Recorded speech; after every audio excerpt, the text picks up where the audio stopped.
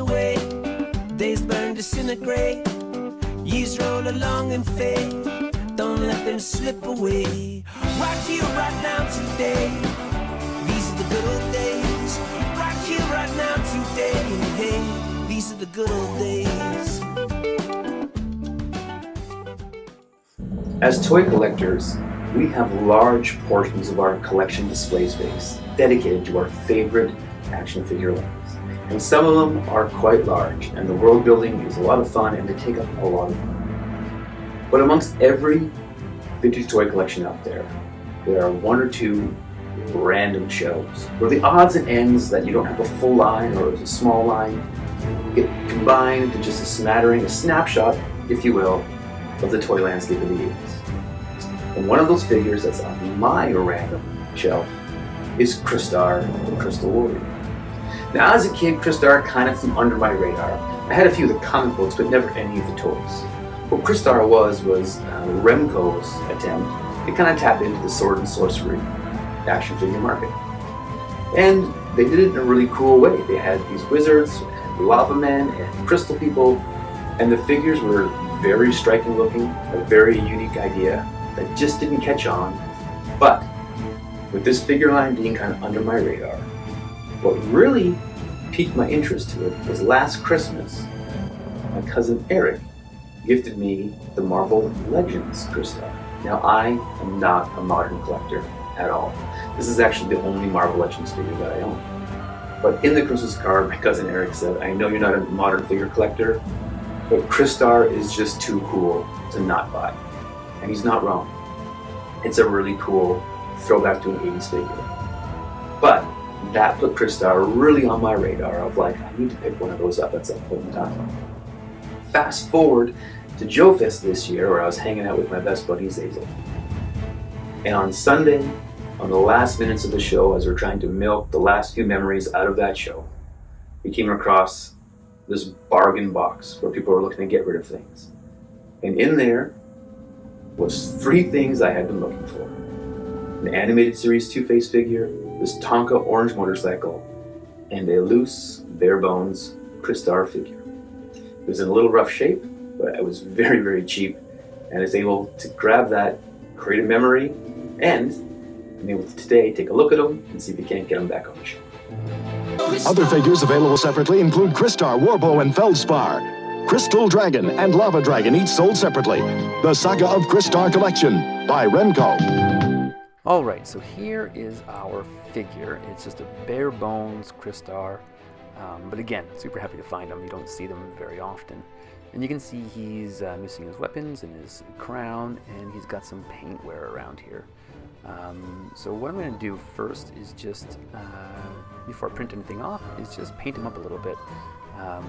He's just got that one red color on him, so I'm going to just take this dollar store acrylic paint.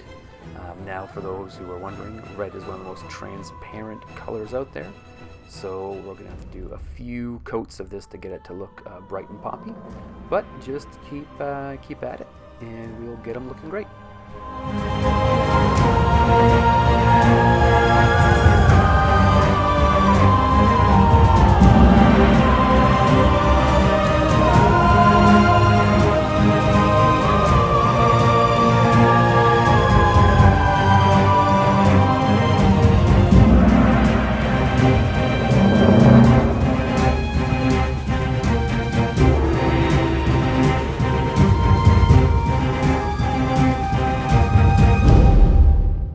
Alright, and so that paint did not want to stick onto this crystally body, but we kept at it and just put coats and coats on there, and he's looking pretty good.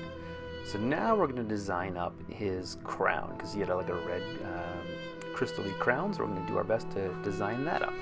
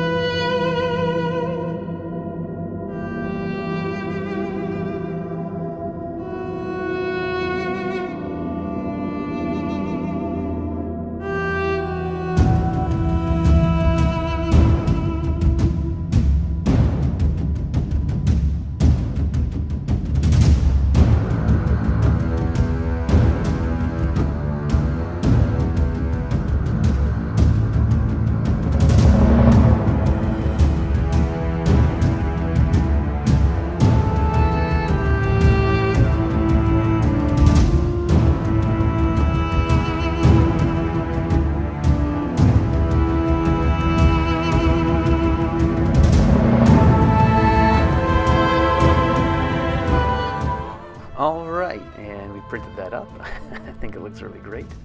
The actual helmet had like a crystal helmet with these accents on it, with these regular accents, but I just made it into like a bit of a crown, and I think it visually looks just as good, if not a little better. So there we are. Now we're going to make him his weapons. We're going to start with his shield.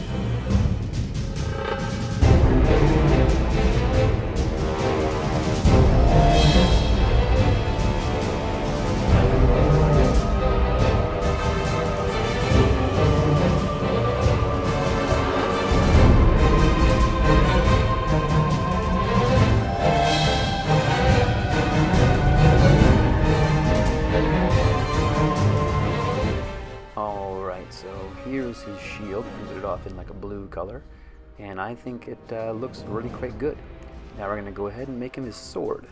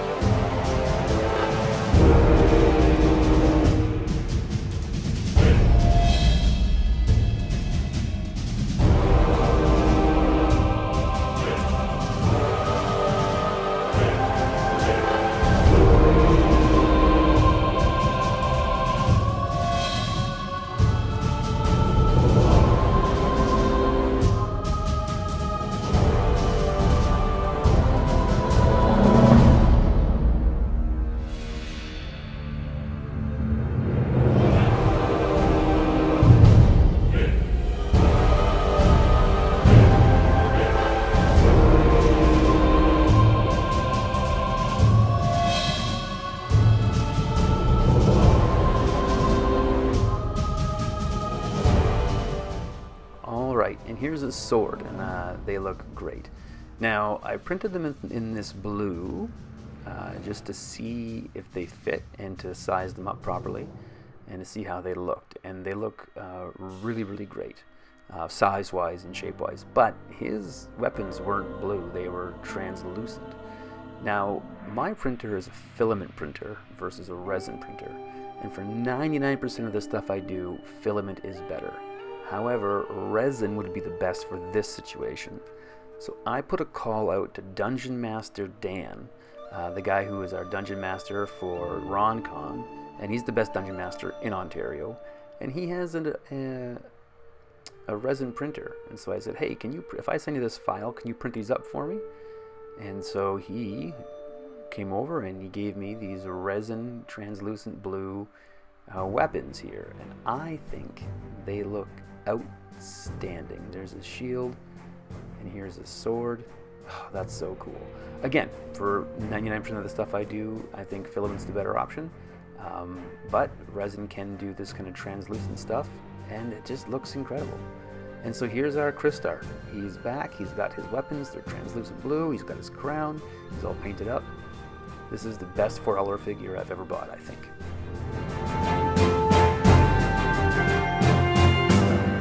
So there you go, there's our quick look at our Crystar figure. Big thanks to Dungeon Master Dan for printing me off those pieces in resin so they can be translucent. I think they look great. I love having him as part of the collection. I think it's just a fantastic addition. If you like what we did today, if you like this kind of stuff, like, share, subscribe, please leave a comment. I'd love to hear what you have to say, your ideas and thoughts. If you want to, you can support us on Patreon. It helps me continue making these videos. But mostly, I just hope to see you back here for the next video.